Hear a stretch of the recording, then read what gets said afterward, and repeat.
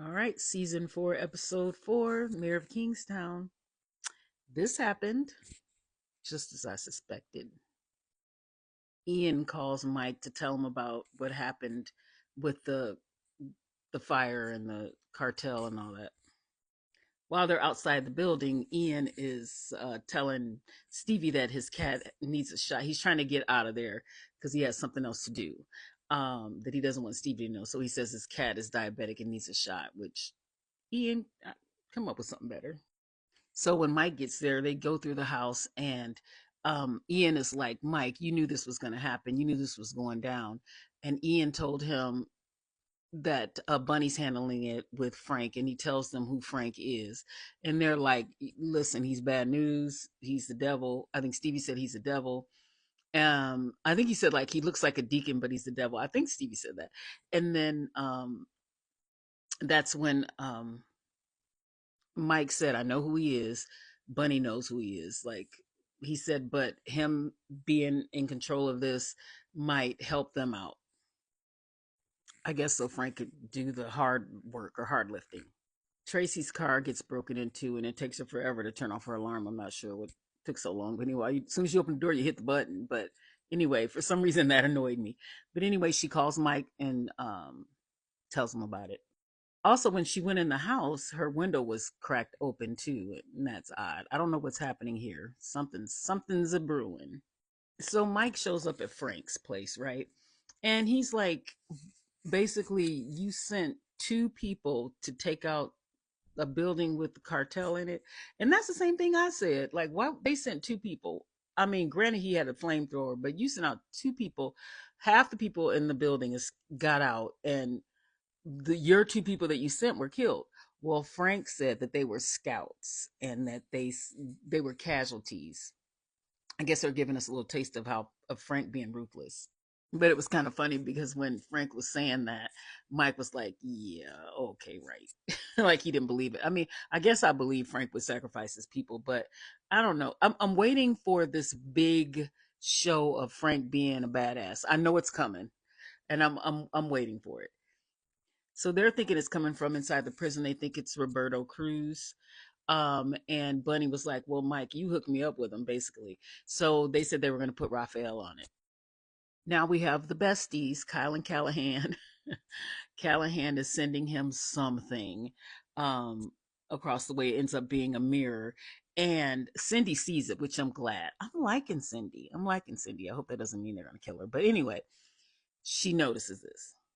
Cindy goes out to help the creeper guy um bring in a new Sully, and they put him right next to Kyle. I don't know if that means anything, but and he's talking to her.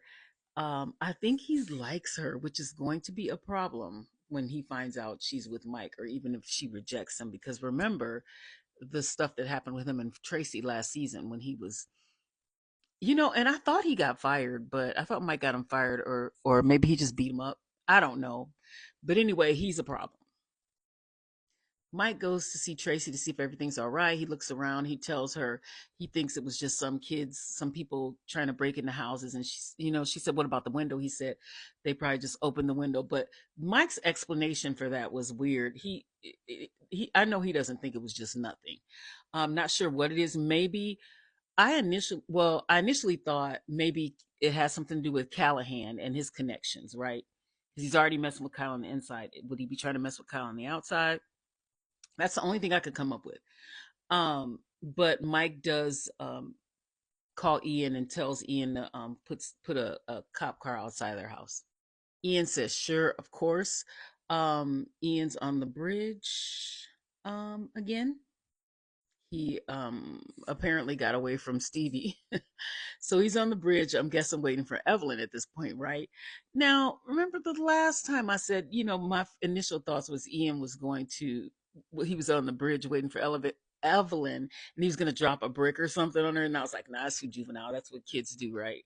Well, there goes Evelyn, and there goes the brick. I couldn't believe he did that. I had to laugh because I'm like, I did think he was gonna do that, but then I kind of talked myself out of it. I was like, nah, he's not gonna do that. But he did that. So next we have Raphael cooking up something, being a top chef, but he's also talking to his guys about what's going down in the yard today. So he's saying he's going to approach Cruz, and then he wants to handle him. So there's going to be a big fight. Now the warden, she went to go talk to Callahan, and she was telling him it was a lot of small talking, and she did tell him, you're in. It looks like you're in two places at once. It shows you're in the infirmary and also in ADSEG. And she said, and that's fine. She wants it to stay that way, and she said she'll let that happen. And he said, well, what do you want from me? She said, you're already doing it. Basically, keep whatever he's doing with Kyle. She's all for it because she can't stand Mike. So she wants him to keep doing whatever he's doing with Kyle. But as she leaves, Cindy sees her. I mean, I am here for Cindy seeing everything, okay, and telling Mike. Cindy saw her leave. This was weird. Cindy and the creeper guy was going to get him out of his cell. And he was just looking at her in a weird way. And I don't know if it was supposed to be something. It was almost he was looking at her like he said wow or something, and she just had an odd look on her face. That whole scene was they keep leaving these little things that may be something. Um I don't know. Mike goes to see Evelyn, and she was surprised. She said, something about these kids throwing something over the overpass. And she said, when I find them, I'm going to charge them as adults. And he was like, Evelyn, come on, Evelyn.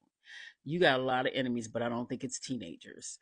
And he said, I think you should settle, kind of back off. And she said, I knew this wasn't, a social call, Mike, but I just can't argue with you right now. He tells her she really should relax. And she said, Mike, I have a witness. I can't relax. And a witness against Ian. Um, he does tell her though before all that he did say, this is probably a warning. A brick through the window, next a bullet to the head. Now that's all he would have had to tell me. Now, I mean, he wasn't telling her he would do, but he's just like that's what someone's probably planning. So anyway, she said, I can't back down because I have a witness, Mike. So Mike leaves and he calls Ian. He said, we need to meet. And he was like, why? And he said, I think you know why. Evelyn's, no, he said, get Robert together and meet me. And he said, Evelyn was off limits. I told you, right? Because he thinks Robert had something to do with what happened to Evelyn. While he's talking to the person who had everything to do with what happened to Evelyn. Raphael does exactly what he said he was going to do.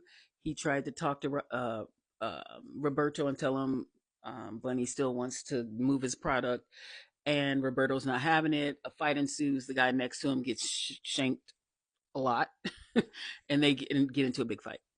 Robert shows up. I'm still not sure what's up with that rental car.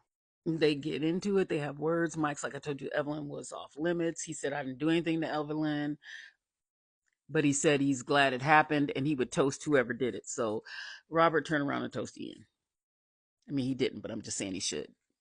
Once Mike realizes Robert didn't do it, he looks at Ian and he tells him, he said, did you do it? And Ian gave an Oscar worthy performance. And he was like, what do you mean? I would never do anything like that, Mike. What the hell, blah, blah, blah.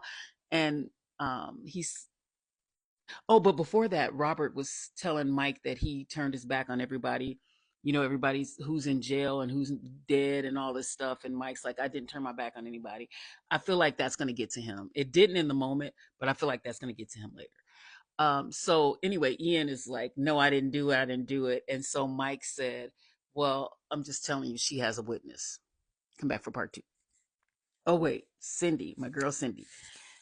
She's at it again. She's getting that list together for Mike. The list with all the names of the people who are in ADSEG, which I cannot believe Mike, I've been waiting for this, for Mike to find out this. So I'm glad she's getting that list. I hope she'll be able to tell him, right? Um, because Carney didn't get the list, and so much time has gone by. I feel like, but it's probably only like 5 days or something. But I feel like Mike should have known. He would have known a long time ago. I feel like the old Mike would have known that Callahan was in there, or is in there with Kyle. So Cindy's got the list. So yes, Mike calls Jackson, and now I'll come back for part 2.